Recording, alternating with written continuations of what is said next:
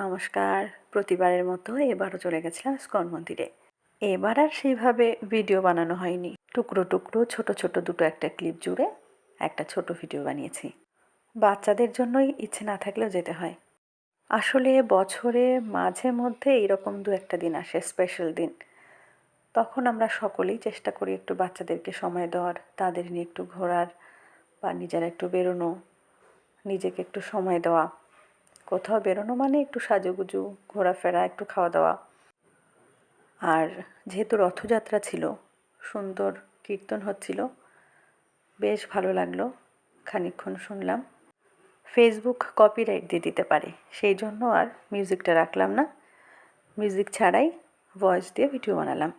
যেখানেই যাই কম বেশি চেষ্টা করি আপনাদের সাথেও আমার সুখ দুঃখ শেয়ার করতে।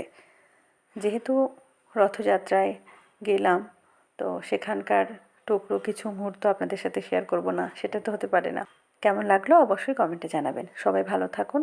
ধন্যবাদ।